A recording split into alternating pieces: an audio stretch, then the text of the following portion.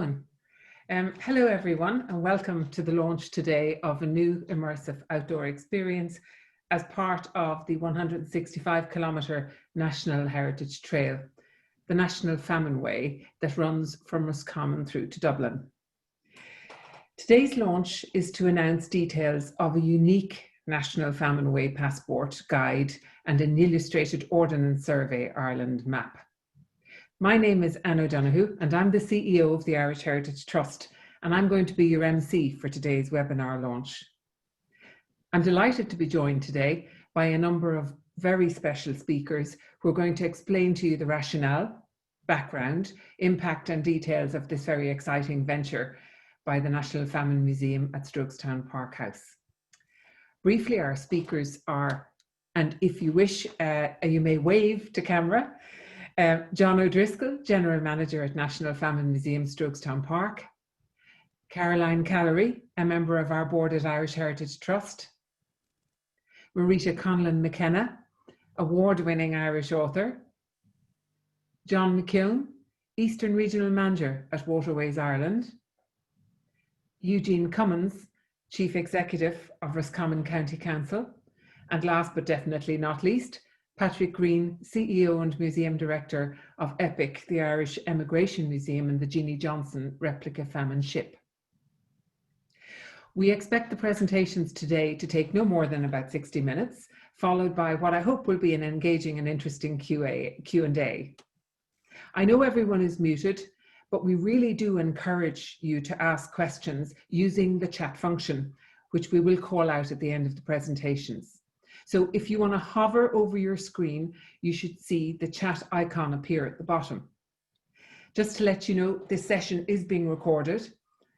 So without further ado, I'm going to pass you over now to John O'Driscoll, General Manager at the National Famine Museum in Strokestown Park, who's going to talk to us about the context and the rationale for this venture. Over to you, John.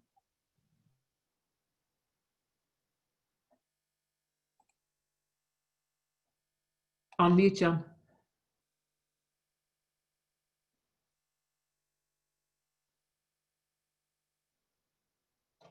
John, you're on mute.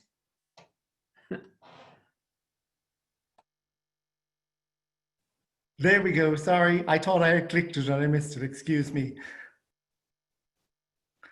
Good morning, everybody. It's so great to have so many join us this morning, and it's so great to be at this stage with the National Famine Way and the National Famine Way passport. To begin with, when talking about the National Famine Way, I'd like to start by going right back to the start, to how it all came about.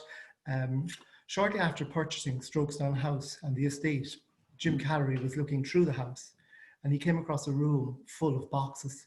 Each box was filled to the brim with papers. He was looking at the estate archive. Rainwater was dripping into this room and pests were enjoying nibbling on some of these documents too, unfortunately.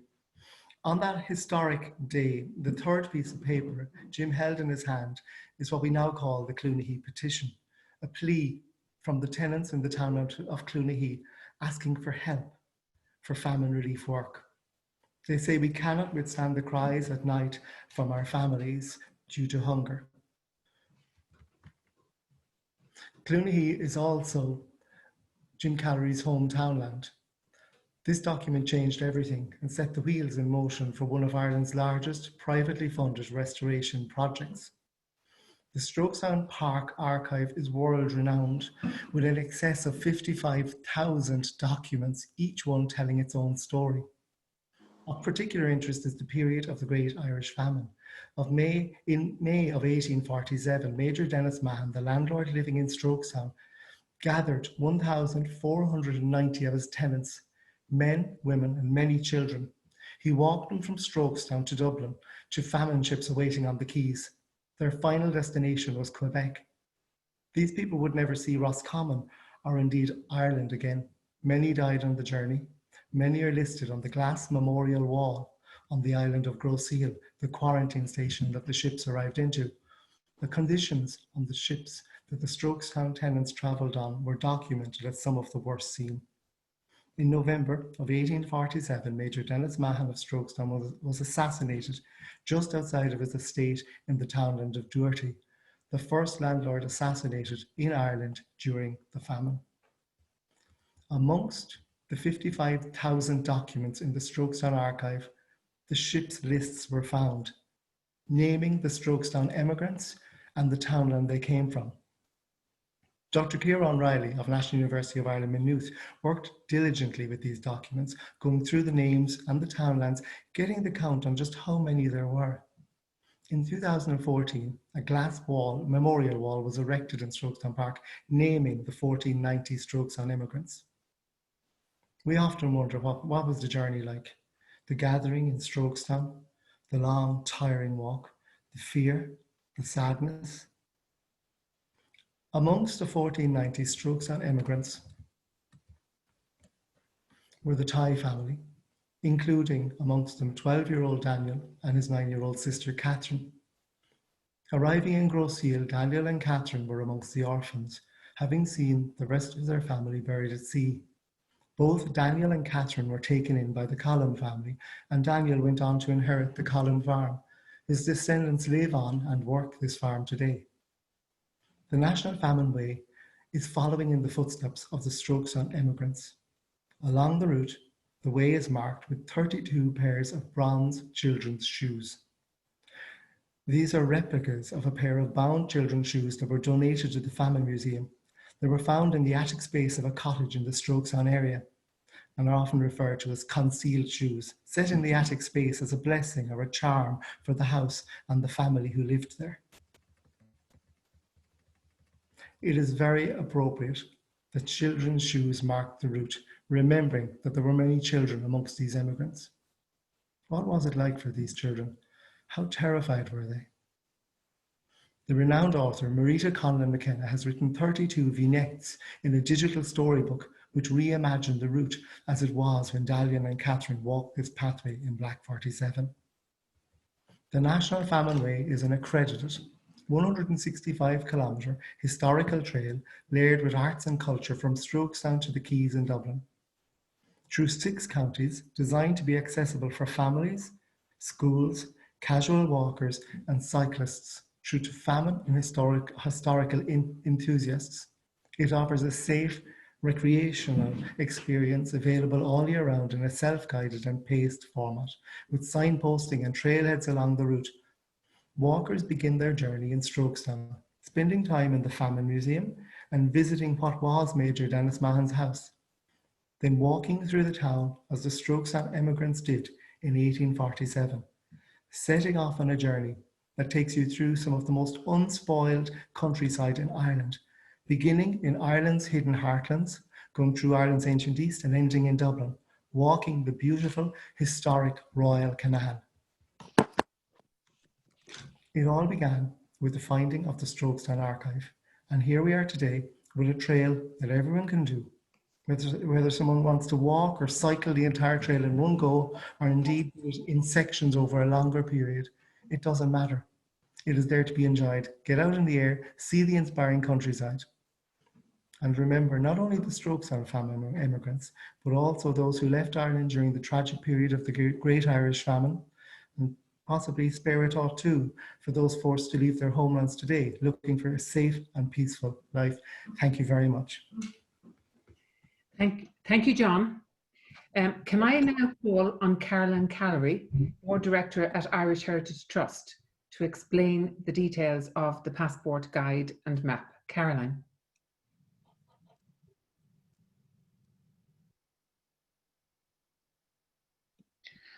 I think the COVID call is going to be unmute. It's the one word that none of us had heard very much of until COVID. Okay, thank you very much, Anne and John. I can assure you that it was never in my life plan to walk to Dublin once, let alone 3 times, but it's an experience that I've thoroughly enjoyed and can highly recommend to you all. I'm delighted to be here today to speak to you about the passport guide and the OSI trail map, which of course we could not have without the myriad of brilliant partners who have come together over the past 5 years in what has been a wonderfully collaborative project. After the building of the glass memorial wall, which allowed us to pluck our 1490 back from the edge of obscurity, and to honour giving of them back the names of their families, but not only their names, but their dignity. We then began to wonder about their journey on Irish soil before their final departure. So in our Making History Visible mode, it was decided to follow in their footsteps, taking the history out from behind the walls of the museum and traversing it across the country from west to east. So in May 2015, I managed somehow to convince 4 other people, and off we set on what was to be a once-off commemorative walk to honour our missing 1490. Indeed, in 2015, over 50% of the trek was pathless, with some stretches through muddy bog. We put out a simple call to local historical groups and communities just to come and walk with us a while. The response was phenomenal, and we were totally taken aback and humbled by the local, national, and international response, including the RTE News, the front page of the Irish Times, Irish Central in the US, and even getting a mention in the Dáil. The story of our missing 1490 resonates, it appears, with many worldwide. And for me, this really highlighted Fintan O'Toole's words at the opening of the 2017 Irish Famine Summer School at Strokestown, when he stated, "The famine reminds us of the terrible truth that our humanity isn't something that we own ourselves. It is something that we depend on each other for." This is so true of then and of now. In the wake of the 2015 walk, discussions about a permanent famine trail began with the first partner to the table, Waterways Ireland, who informed us that the pathways on the Royal Canal would be completed in full by 2019. We acknowledged then that this was a pretty enormous project, which would require building a network of partnerships over the intervening years. We set our target to open the trail in 2019.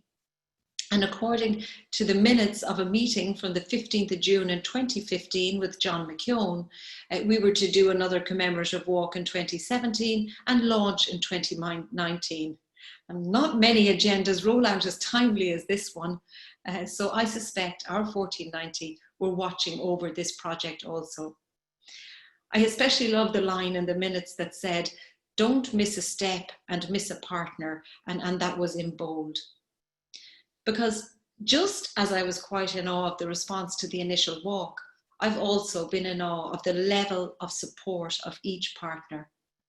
Over the years, every door I knocked on swung open wide. This image here shows the breadth of people involved who gave generously of time, knowledge, and funding as and when each were needed. I could not even begin to start naming names, for that alone would take up my entire slot. But each of you know who you are, and to each of you, I am deeply grateful. And because the network was so solid and supportive, each element has spread lightly in a real team effort. And each and every one of our partners has had a real and deep involvement in the development of the Passport Guide and the OSI Trail Map that we're launching here today. They would simply not have been possible without you all. So it is now my pleasure to walk you through the National Famine Way Passport Guide and OSI Trail Map. The National Famine Way website has lots of information on the trail, and this now includes a downloadable map. The map is also currently being dropped into our app by our app developers. Indeed, I had not realised the complexity of cartography, but I've had a rather full-on crash course in it during COVID with our very patient illustrator and Waterways teams who were advising us. And the illustrator at the end told me that it was the most complex map he had ever illustrated. So on the map here, you can see that it starts at the trailhead in Strokestown, and each of the 32 pairs of bronze shoes are geolocated and have their story title. So this gives you a real sense of what the trail is about. Of course, all key locations, towns and villages are marked, as are the start and finish of the Royal Canal Greenway, showing how it integrates into and is at the very heart of the National Famine Way. The orange extension lines lead to towns or attractions of interest that are close to the trail, like the Caroilin Track or Mullingar Cathedral Museum, Glasnevin Museum, the GAA Museum, and much, much more. These orange lines also indicate the optional loops into Longford Town via the Longford Spur and the Mullingar Workhouse and Famine Graveyard Loop. And the map also includes, of course, a legend and our partner logos. So a pretty comprehensive map, which will be invaluable to those embarking on the trail. And now to the passport guide. As you're aware, the National Famine Way can be done by anybody at any time, on foot or by bike. The passport is not available separately, but it's part of a package if you choose to become an officially registered walker. And this package includes a welcome and introduction to the National Famine Way at the Famine Museum, the passport guide, which includes the orientation guide, a ship ticket with family information, a certificate of completion, and discount vouchers. So the passport and forthcoming app are deeply rich documents which have layered in historical and demographic information gathered from national and international historians, county archivists, heritage officers, local historians, folklorists, and county tourism officers. And all of you and each of you know who you are, and to you we are grateful. The guide is in the style of a passport. So now let's take a quick walk through the passport together. You can see here that our bronze shoes logo is on the cover, and the passport itself on the first page is dedicated to little Daniel Tighe, whose journey we follow through the wonderful vignettes at each pair of bronze shoes by Marita Conlon McKenna. We then tell the story of the bronze shoes themselves and the story of the Tighe family. Overleaf then is an introduction to the trail in Irish and in English. The passport then guides you county by county through the main towns and villages and is packed full of historical information on all elements of the National Famine Way and also nuggets on local history and cultural landmarks of the towns you pass through, along with the photographs which encourage walkers to explore and rest a while in each area. Each county heading here gives the population from the 1841 census and the 1851 census, showing the statistical depopulation over that terrible decade. It also has information with the website link for each county, again encouraging people to explore lesser known areas and to learn a little bit more about what each county has to offer.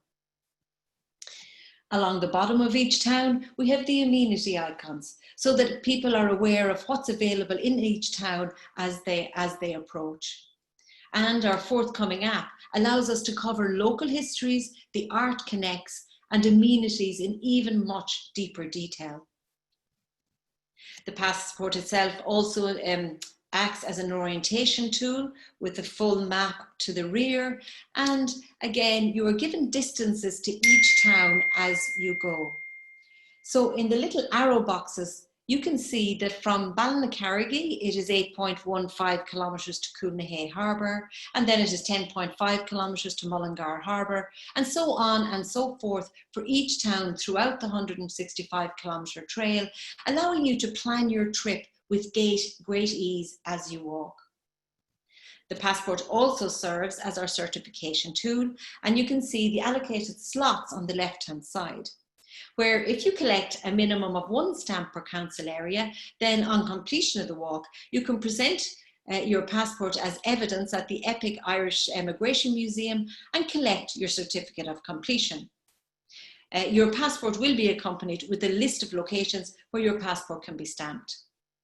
The final pages in the passport are dedicated to our key partners and to our special friends, of whom there are many, while the back page is the fold-out version of the full map, which you have as you walk.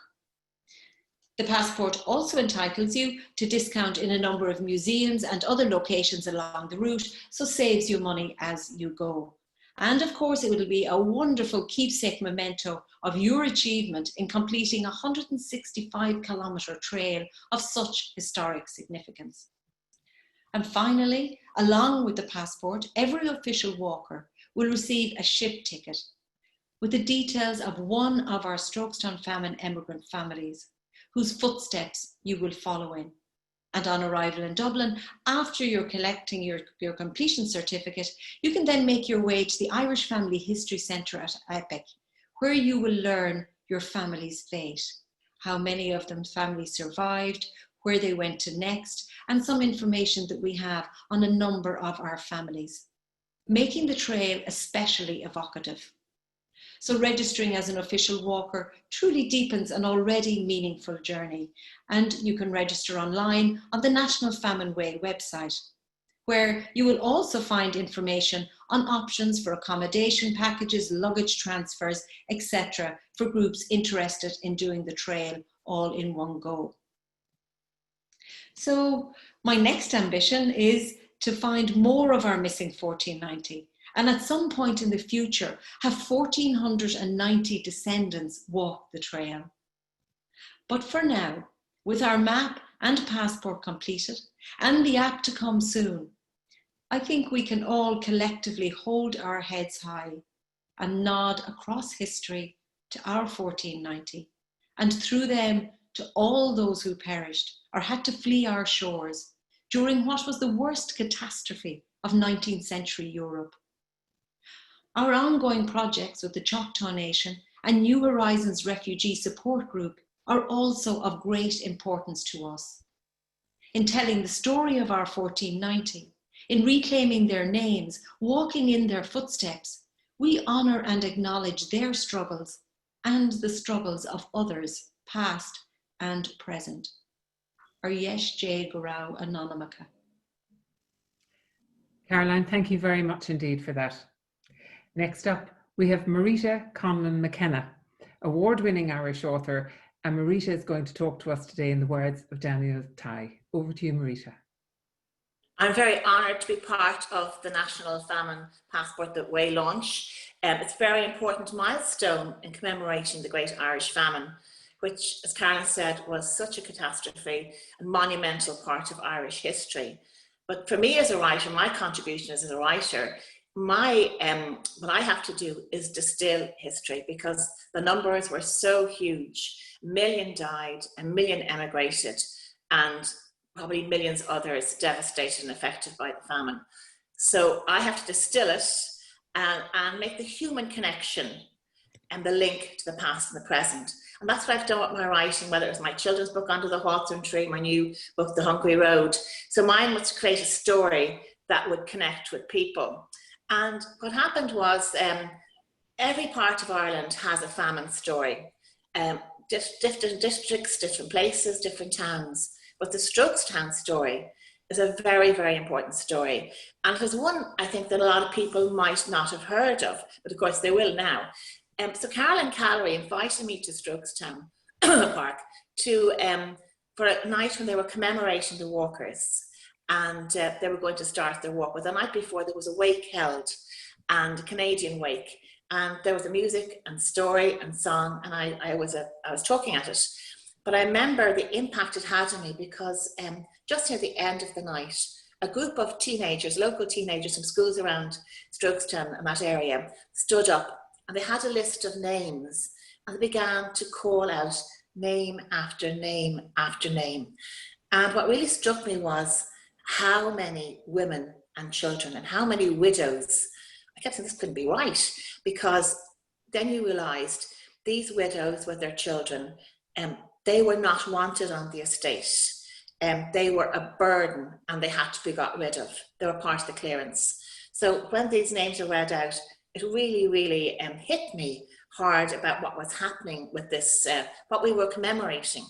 And then the next day, I joined the group of walkers outside Strokestown Park House, the big gates, and they were gathering there to set off and walk. Now, I wasn't doing the walk myself, but as they gathered, I realised at the time that the original walk happened to Dublin from Strokestown, the tenants many would never have seen Strokestown Park House before, where Major Dennis Mahon lived. They would never have crossed that gate. They would never have dared to go up that driveway to that big house, because the tenants were kept total separate from the landowner and his family. Also, even servants had to enter by a tunnel to go to work in the big house. So this was really, the separation of class was incredible at the time. Then this really struck me. And then what happened, they went off on their walk, and I was always remembering about it. And then Caroline knocked on my door. She said she knocked on people's doors, and she came knocking to me and said that we want to extend this walk and we want to write a story to go with it, with people who are walking. And I said, that's great, Caroline, you go ahead and write the story, And she said, no, I was wondering, would you do the story? So of course I wanted to help as much as I could. So I had seen the list of names on the glass wall outside Strokestown Park House. So I was kind of given the freedom to pick who I wanted. And but Caroline had told me about this descendant of Daniel Tighe coming back to Strokestown Park House, and about this boy who had survived, who was in Canada. And this kind of intrigued me. And she'd also mentioned about the shoes, of children's shoes, how the children are going to walk, and some of the adults had no shoes for this massive walk to Dublin. And they were going to, they had to go to a cobbler and get shoes made, because they were so poor they didn't have shoes, and it was a big journey. And suddenly this boy, Daniel Tighe, came to life in my head, and I knew he was the person I was going to tell the story through into his eyes. He was a 12-year-old boy. He lived in Lisanoffy with his mother and his brothers and sisters. His father had died in doing works on the estate on the lake. So the mother was a widow, and they were evicted. Bailiff Robinson, his men, came and they evicted them, and they were part of that huge group that walked into Strokestown, and then from there set off walking along the Royal Canal to Dublin. And Daniel, I know it must have been heartbreaking leaving Lisanoffy, seeing their cottage tumbled. And through Daniel's emotions and anger and hope, he's a boy, a complex boy, but a wonderful boy to write about. And through his eyes, I saw them leaving Strokestown, saw him seeing the bog where he'd worked with his father, he'd probably never see again, the mountains of Fleevenamon, and that incredible journey he and his mother and brothers and sisters and uncle made with that huge group. Having a huge group walk that long road to Dublin, that long canal road to Dublin, must have been, for those towns and places they passed by, to see this tattered, hungry group, must have really affected them deeply and made them see how bad things were and how bad the famine was. I felt for Daniel as well. We forget, but at the time of the famine, barges all along the canal were busy with barges carrying food and transporting food and grain and animals and milk and everything and butter to different places. And Daniel and the crowd of them walking along would have seen this, and it must have been terrible for them seeing all this food being moved around from place to place while they walked hungry along the road. Along the road, they would have come to town after town. They would have seen grain places protected by guards, and they would have stopped. They would have slept in the open air, and they stopped in one place in the soup kitchen, and they took soup in the soup kitchen. They would have seen the new railways being built, never guessing the railway was going to supplant the barges and the canal as a way of transporting. And as they got nearer Dublin, their leaving of home would have been more and more affecting them, that they knew soon they would be going on a ship and they would never ever be returning to Ireland. So I felt Daniel's every step he took was an important step, and it's wonderful now that I wrote about every section of where he went. And then as they got nearer to Dublin, they passed the North Dublin Union Workhouse, and they would have seen the crowds waiting and begging and pleading, who were hungry and sick to get into the workhouse. But they weren't doing the workhouse, they were doing a different journey. Theirs was a journey as they arrived to Dublin, to this big city, to the quays, where the waiting ships were there to take them to Liverpool. And as Daniel and his family crossed over that gangplank and went on that ship that would take them to Liverpool, I'm sure there was a mixture of excitement and sadness and absolute fear and trepidation of what lay ahead for them. In Liverpool, they took the ships that then took them on to Quebec and Canada. And as John already mentioned, the ships, the conditions were deplorable on the ships they were on. Of course, it was much cheaper to go to Canada, and that's why Major Mahon had organised them to take the ships to Canada. It was much cheaper to go there, and their ships were obviously the cheapest of the cheap, I don't know. But so many died on the way. And for poor Daniel, he lost his mother, he lost his two brothers, he lost his little sister, and he lost his uncle, his good, kind Uncle William. He lost him as well, so William Kelly. So by the time Daniel and his sister arrived in Quebec, they were orphans. And of course, the nuns in Quebec took them in, and they had suddenly all these children who no one really wanted and cared about from Ireland, and who were really probably bereft with sadness of what had happened and what they'd experienced and the trauma they'd experienced going on the ships. So the nuns were very good because they organised to try and get some of these children adopted. And there was a Canadian family who were childless, and they had a farm. And of course, probably what they really wanted was to get a boy who would help work the farm. And of course, they met Daniel, and they said they would adopt Daniel. But of course, his little sister, Catherine, she was younger, and I suppose no one really wanted to adopt a young girl. And she cried and kicked up such a fuss that the family had to adopt her as well. So Daniel and his sister, they were adopted, and they made a life in Canada. Daniel married and had family, and then his descendants, as John said, are on that farm now and running that farm. So it really is the real emigration, famine story of how journeys are made, epic journeys are made during the famine. And I think having the National Famine Way commemorate the 1490 and particularly Daniel's story is a very important story to remember. And I think now you're going to listen to a little bit of Daniel talking. The day was warm as the huge crowd of us began to fold up our blankets and throw water on our heads and faces to wake up and stretch ourselves for the next stage of our long journey to Dublin. We were surprised to suddenly hear music. Much to our delight, the day was warm as the huge crowd of us began to fold up our blankets and throw water on our heads and faces to wake up and stretch ourselves for the next stage of our long journey to Dublin. We were surprised to suddenly hear music. Much to our delight, as we got ready to leave Mullingar, a piper appeared down the lane and sat by the edge of the bank and began to play the pipes for us. The sound of the pipes filled the morning air. Their music lifted our hearts. Everyone listened, even Bailiff Robinson and his men. As he played his tunes, reels and jigs and favourite tunes lightened our spirits. Catherine, Anne Gilmartin, Bridget Holden, Mary Madden, Mary Cox, and Ellen Sheridan all did a 6-hand reel. It warmed our hearts. We were glad to get such a kind farewell from the Mullingar piper. Thank you, Marita, for those very beautiful and evocative words. I'm going to hand over now to John McKeown from Waterways Ireland. And John, I think, is going to explain to us about the development of the Royal Canal and this wonderful addition to the National Famine Way. John. Thank you, Anne. Good morning, everyone. I'm delighted to be here today, even though it is virtually in these strange times, to join in the launch of the National Famine Way. My first introduction to Strokestown and to Caroilin Callery was through an arranged meeting in the Longford Arms Hotel on Wednesday, the 25th of March 2015 at 3 p.m.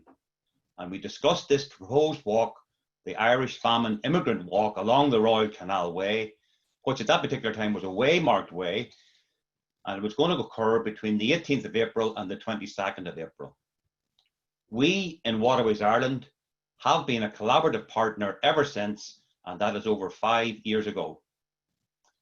Waterways Ireland itself is one of the 6 All-Ireland North-South implementation bodies established under the Belfast Agreement in 1999, and it has the responsibility for the management, maintenance, development, restoration of specific inland navigable waterways, principally for recreational purposes and for the use and benefit of everyone. And the Royal Canal is one of those waterways. Despite the decline and revival cycle of the Royal Canal, it keeps on giving and continues to reinvent itself.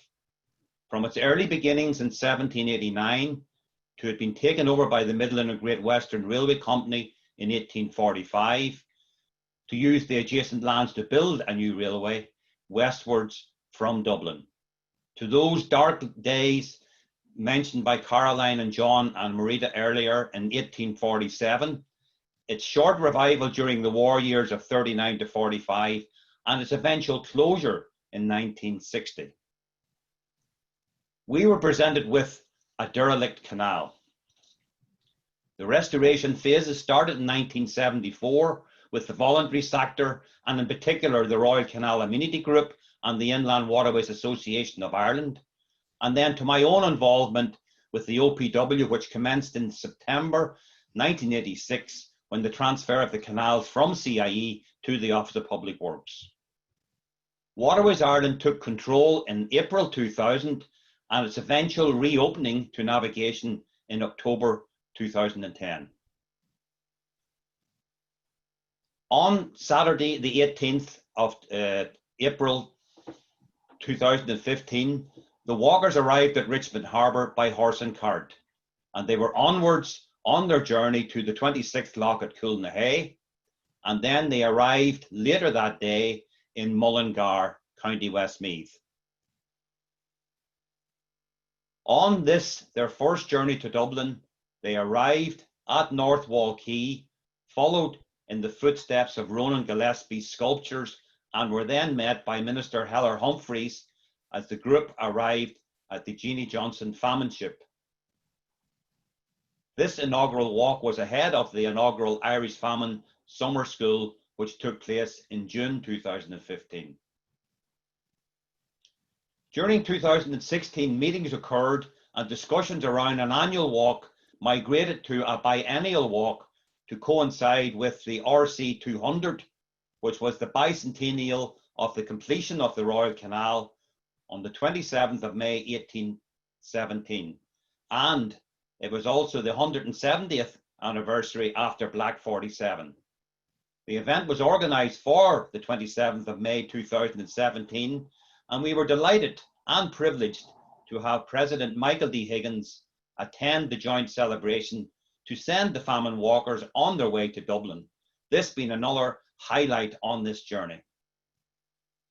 The rollout of the Royal Canal Greenway development, which provides that high quality surface along 146 kilometres of the 165 kilometres of the National Famine Way, could not have been delivered without the cooperation and the financial support of the Department of Transport, Tourism and Sport, and to each of the local authorities along its route: Roscommon, Longford, Westmeath, Meath, Kildare, Fingal and Dublin City Council.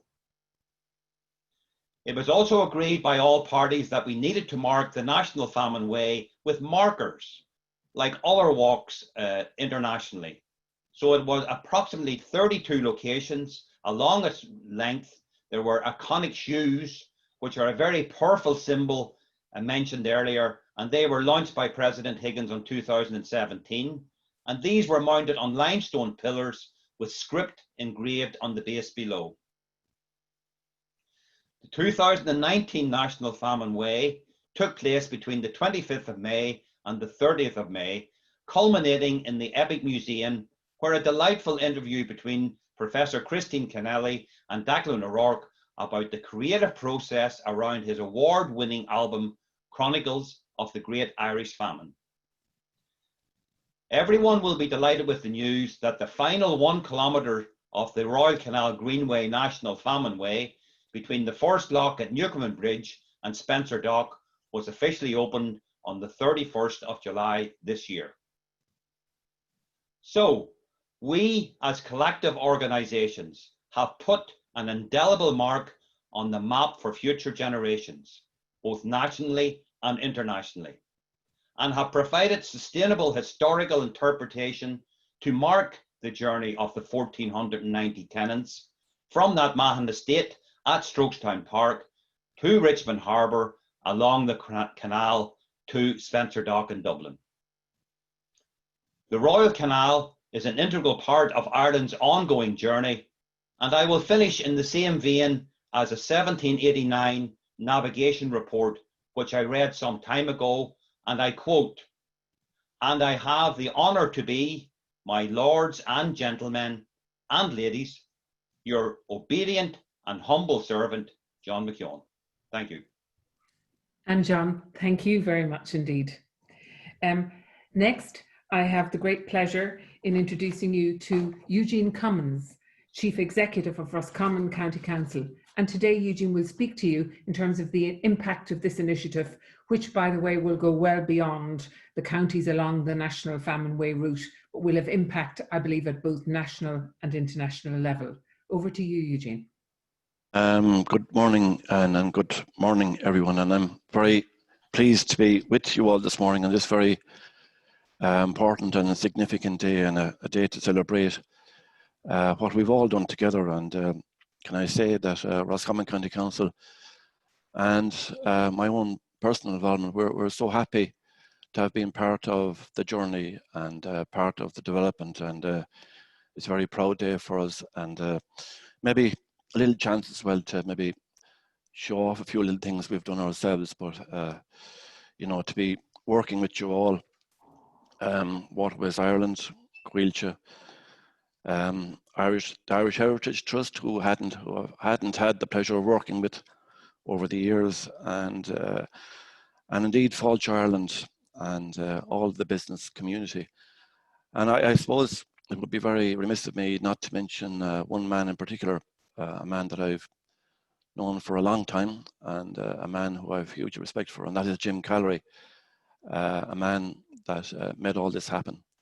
And I think society, Roscommon County Council, and I will have very grateful to Jim for what he has done and what he someday, I hope, long time away, will leave behind him. So, so maybe just today as well to talk about the economic benefits to Roscommon. And just before I do that, can I just draw your attention there to our logo, which we developed in 2018, and just maybe the significance of the three O's being connected there, because the blue would represent our landscape and waterways, our heritage, our communities, and you see how they're linked together. So what we're really saying there is that for a county to work, really you can't have one without the other. And if you look behind me in the screen there, you'll see that beautiful tapestry behind me, which essentially is our mission statement, and essentially shows that our aim is to have everyone out and about, being happy, relaxing, young and old, working and living together in our beautiful county. And then more recently, then we developed our logo here, our new tourism logo, that is very much ties in to Ireland Hidden Heartlands. So, and can I say, just in terms of Ireland Hidden Heartlands, you know, what a great vision and development by Fáilte Ireland, who have really taken the hidden jewels of the heartlands and shined them and made them real and for the world to see. And I think Ireland, Board Fáilte, and in particular Paddy Matthews and his team have done Trojan work in developing that that new brand in such a short time, and I think it's it's a tremendous credit to them. So well done to Paddy and his team, and indeed to Fáilte Ireland. So as a rural community, you know, and a rural county, the importance of tourism, the importance of our landscape, our waterways, our community, and our heritage, you know, we're not really going to get the big foreign direct investment companies. And for quite a while now, I've recognized that the best future in terms of job development and economic activity is our heritage and our tourism potential. So that's what we've been working on with the fantastic team of people I have here in Roscommon, are absolutely jewels in their own right, hidden at times, but very in doing their work in such a focused way. So we're definitely that's, you know,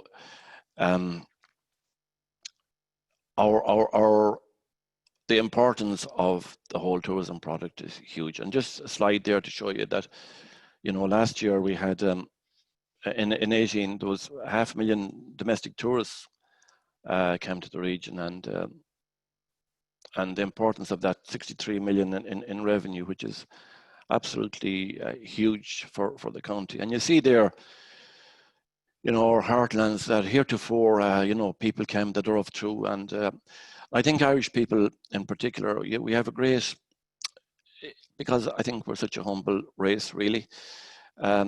We sometimes don't see what we have in our own lives, in our own country. We sometimes don't see the beautiful people that we have living with us and beside us, and our towns and our communities, but in particular our beautiful country and our county that is just steeped in beauty, in natural life of the people, the communities, and heretofore we've passed through it, and now with the help of Ireland Hidden Heartlands and Waterways, and indeed people like Caroilin and all of the team there, we now have people stopping and taking their time and experiencing the uniqueness of our landscape. And so today really is a very important day, because the trails are really so important to us. And what Caroilin and John and Waterways Ireland, Board Forge, our Heritage Trust have done is develop another trail, right? And probably, I would think, one of the most important trails in the country, if not in the world. A trail that tells the story of such pain, and a story that's so relevant today in terms of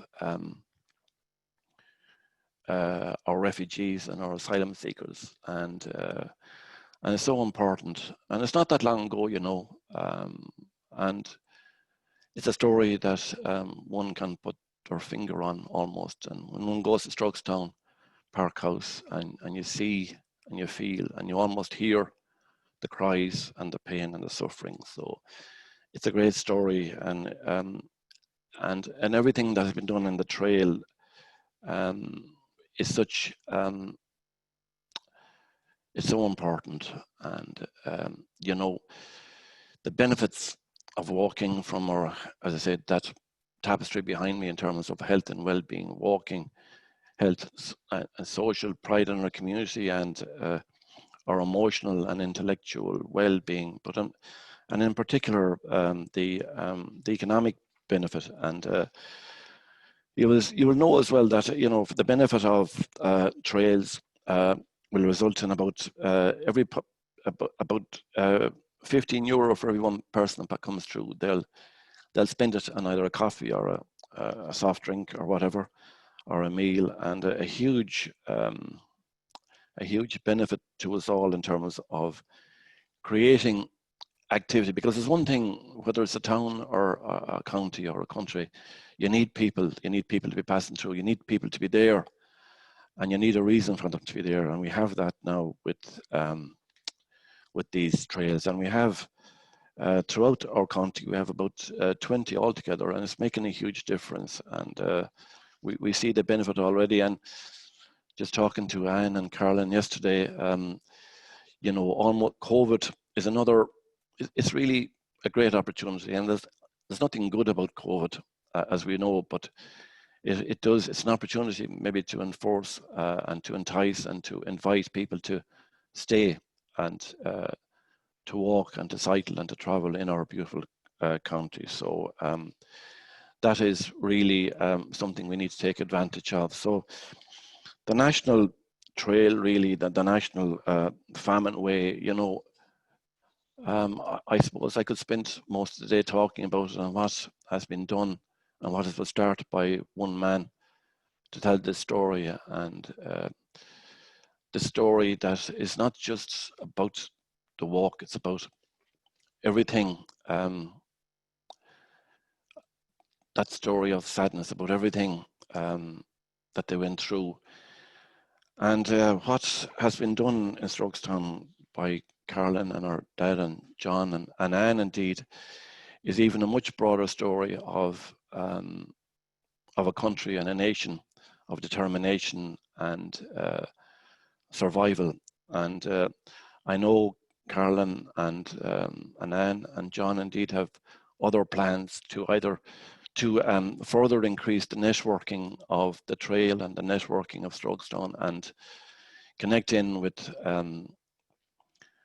institutions in America, educational institutions, and to broaden this story and to make it even bigger. So it really is a fantastic development and a fantastic example of one man's bravery, Jim Callery, of the vision of another brave lady, Caroilin. I know she's a humble lady and she wouldn't like me to say that, I'm sure. But I'm saying it, her determination and her ability to bring people together, and her ability in particular to, when she asks people to do something, they're so willing to do it because they see her own passion, and indeed the passion of John Driscoll as well is palpable. And indeed then the Irish Trust and Anne and her team and all the people that she has brought to the table and around to develop this out. So we're very, very pleased. So the walks and cycleways throughout our county is going to make a difference. And an interesting statistic is that we have already distributed 30,000 copies of our publication, Roscommon Walks. It's because of the interest. And again, you know, I really do think now in particular, and more so because the whole COVID thing has accelerated this way of doing business and this way of living, to stay and to realize and to accept what we have, this fantastic county. So again, well done to everyone, the passport, the initiative, the shoes, everything brought together so concisely and precisely and so appropriately. And this walk, which I think is the best in the world because of the story, because of everything about it, because of the hardship and pain and the noises and the sounds and the cries, and its relevance today in a world of hunger and a world of sometimes of despair. But behind it all, a story that that lady told earlier, I'll just get her name here, Marita, thank you. The story, that lovely ending where Daniel and his family married, and a lovely ending to his life. And he died, I'm sure, with his family around him. So great hope behind it all, and a great story. So look, Strokestown Park House is a treasure, and it's recognised as such by Falch Ireland, by everyone that has anything to do with it. We will continue to do everything we can to help and assist. We being Roscommon County Council and the team, Emer Dowd, our tourism officer, everyone, Magella Hunt, everyone will do everything we can. And we've done a couple of unusual things, I suppose. We have part funded the archivist in Strokestown Park House because we realise and accept and know and fully understand the importance of getting those through 50-odd thousand documents that John referred to. And so we will continue to work and do whatever we can, even in times that money is scarce, because there are some things that money can't buy. And the cooperation and input of everyone is something that no money can buy. So I think I'll finish off by saying, and to acknowledge the Falch Ireland and the work of the team there in developing this brand into. And even though the National Famine Way had been started before the brand was developed, but what a natural and obvious fit. And I sometimes think, in a selfish way, that the heartlands, every time I hear the word heartlands, I think of Roscommon. It's our brand, maybe more than any other county. And I think the National Famine Way is the only way, and the walk is the best walk in the best county.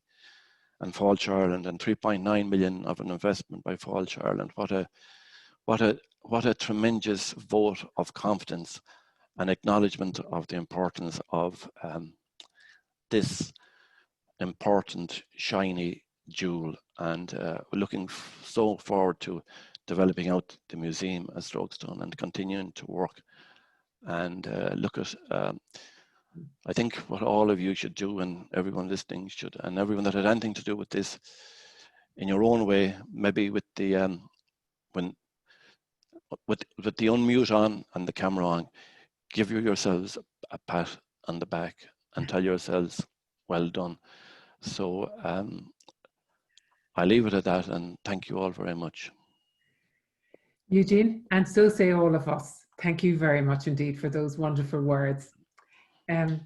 Our final, I'm just conscious a little bit of time, and our final speaker today is Patrick Greene, the Chief Executive and Museum Director of EPIC, the Irish Emigration Museum, and the Jeannie Johnston Replica Famine Ship. Patrick's going to tell us what to expect at the end of the trail when people reach Dublin and hopefully get their passport full of stamps. Over to you, Patrick, and thanks. Thank you, Anne, and greetings to everybody else involved in this launch. For me, it's an honour and a pleasure to participate in this launch of the National Famine Way. And I hope that many thousands of people will follow in the footsteps of the starving tenants of the Strokestown estate. Following the Royal Canal, this magnificent canal, beautifully restored, for 145 kilometres all the way to the River Liffey in Dublin's Docklands. And as they walk and cycle the route, they will encounter many places and sites of historic interest, as the new map and brochure illustrate so well. In Docklands, they will discover the Jeannie Johnston, the famine ship, Replica, that took emigrants to Canada between 1847 and 1855. With not a single person lost to starvation or disease, unlike, of course, the vessels that carried the Strokestown tenants. The Jeannie's owners provided healthy food and the services of a doctor on every voyage. And as visitors to the vessel discover, as they participate in the fascinating tours of the vessel that are provided. A little further along the quayside, of course, are the very moving famine statues. Finally, to complete their journey, the walkers and cyclists who travelled along the canal towpath will visit EPIC, the Irish Emigration Museum, in the vaults of the magnificent Customs House Quay bonded warehouse, which is 200 years old this year. At EPIC, our Famine Way visitors will get their special passport stamped and collect their precious certificate of completion. In our exhibitions, everyone will discover the stories of some of the millions of Irish people.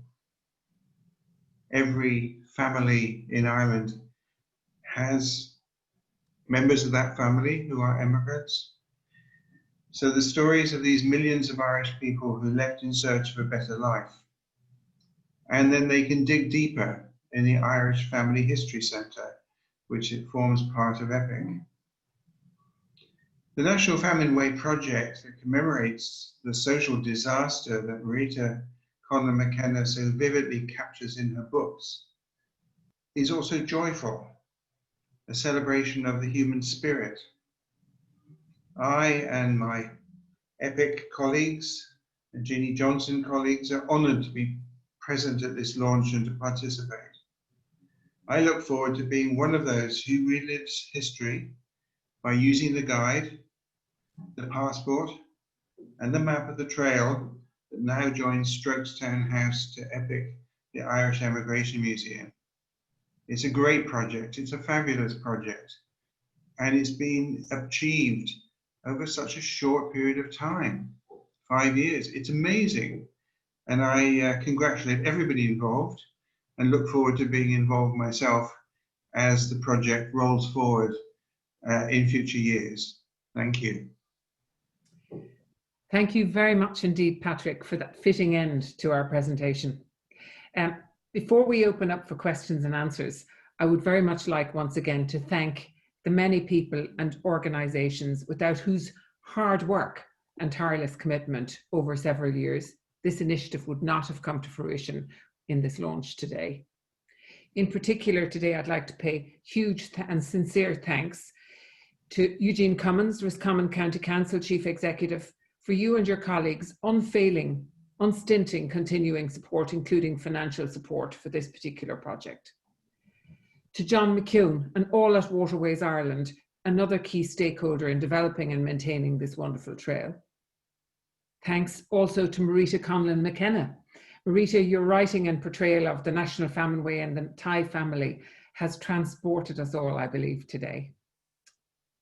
Patrick Greene, we're delighted, we really are, to collaborate with you and all your colleagues in EPIC on this initiative.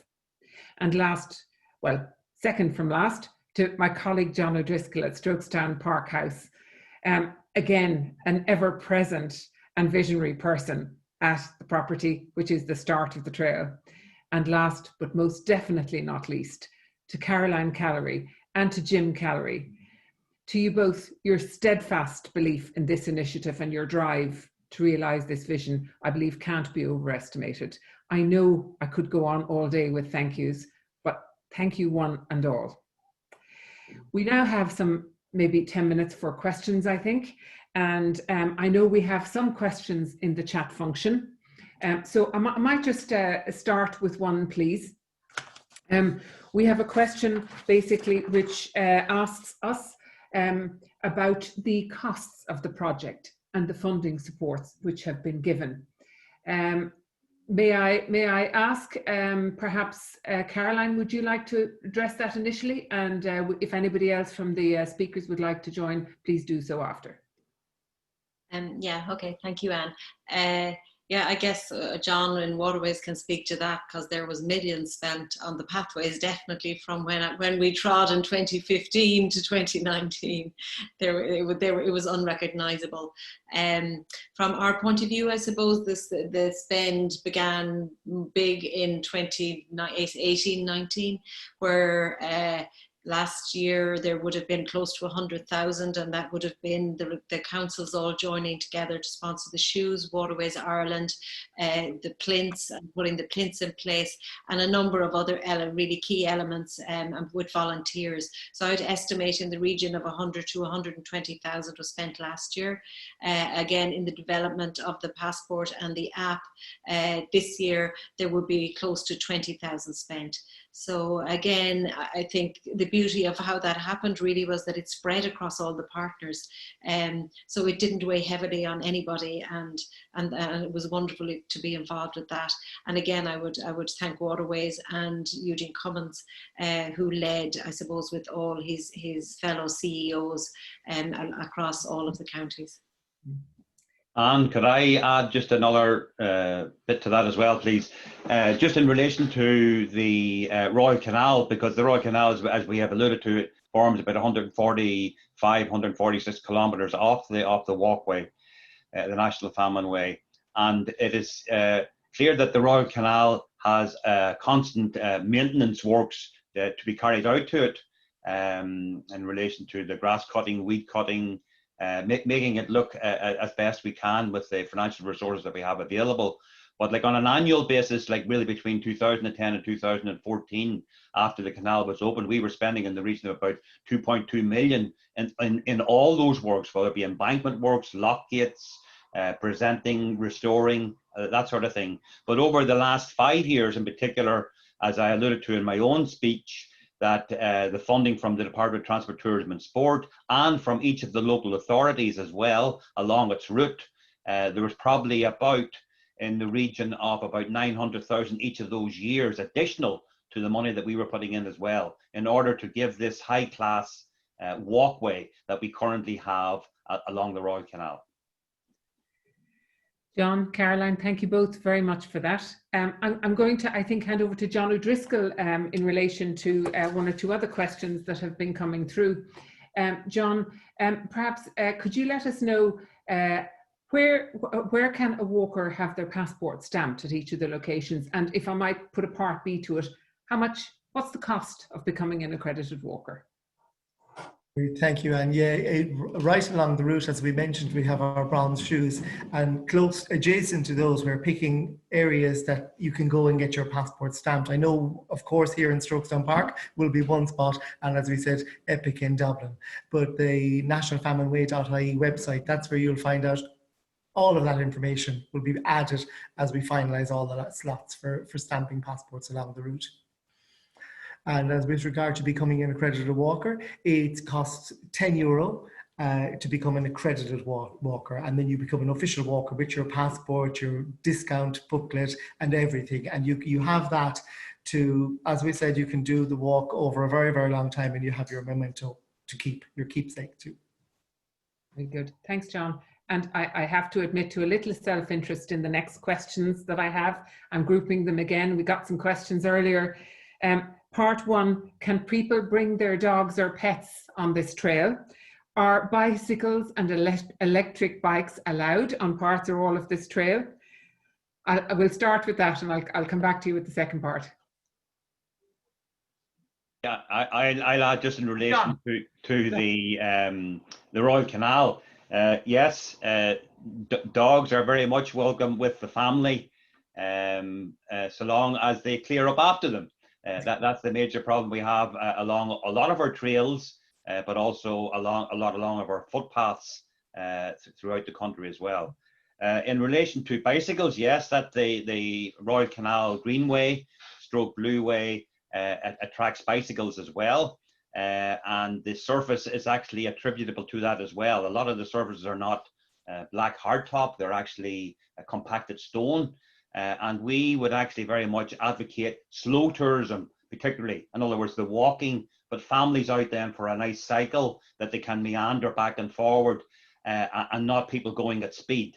I think you asked another question there about, was it scooters or something as well? Was it? Maybe it's, you know, sometimes if you don't come along these at sort of at a controlled rate, and that people can see you, and that you have a ting, like a 2-ting principle. If somebody's coming along, you can ting to make sure that you're not going to knock somebody down. So the whole safety thing has to be looked at as well from that point of view, but all welcome.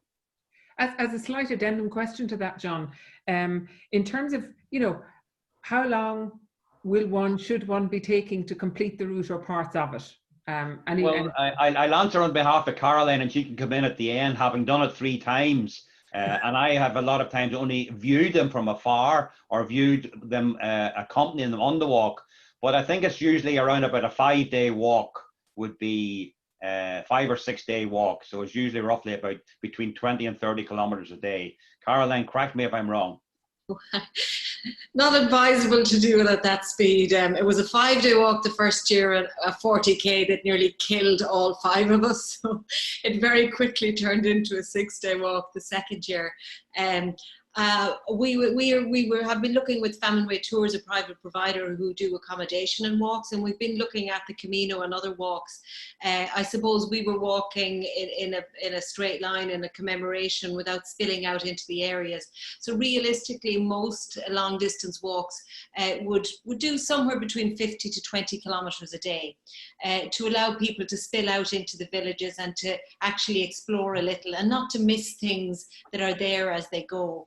Even myself, I was just so fascinated with the information I found out as we worked on the local histories for the apps, you know, connection to Jonathan Swift as you pass Loch Ennell, which Lilliput is on the banks of Loch Ennell. You know, there's just absolutely beautiful places. There's places where you can go to see Evie Hone's glass stained windows. There's historical things to stop at. There's lovely little villages just to wander into and absorb.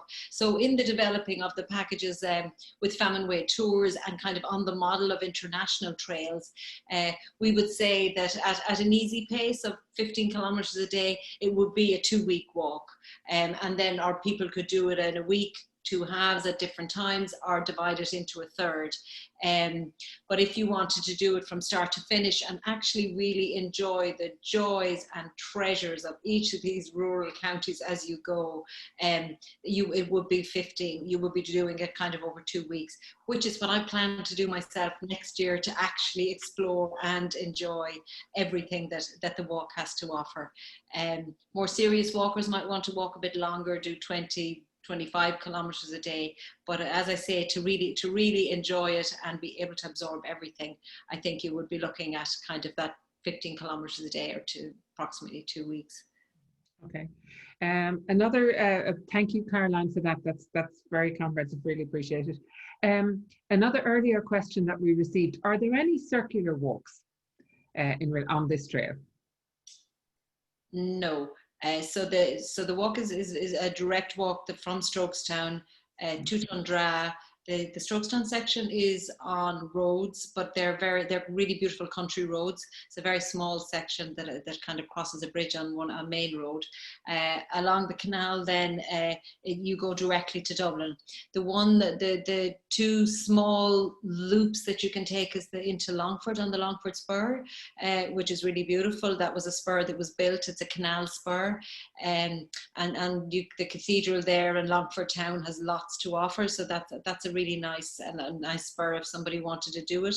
And the second one then, which isn't quite a loop, you kind of go off in a semicircle and rejoin, is the very, very evocative loop in Mullingar that takes you around by the workhouse, a workhouse that's almost fully intact.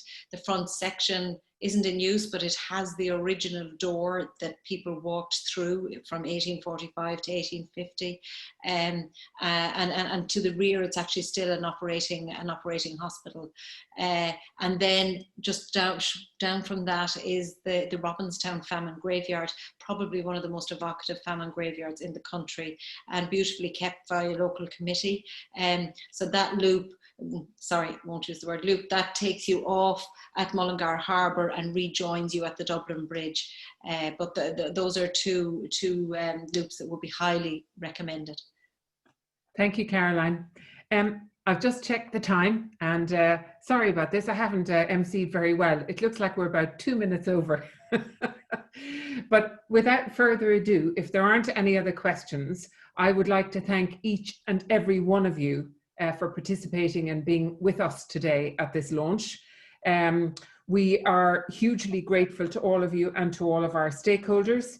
As you heard today, there are many, many fabulous amenities along the canal, and I hope you will all at some stage get to enjoy some or all of this wonderful new trail. And of course, we all acknowledge today that it is indeed it's a reminder to all of us of the importance of making accessible to everybody our history, this very important part of our history, and highlighting and commemorating the 1490 famine emigrants who walked from Strokestown Park to ships in Dublin in 1847 at the height of the Irish famine.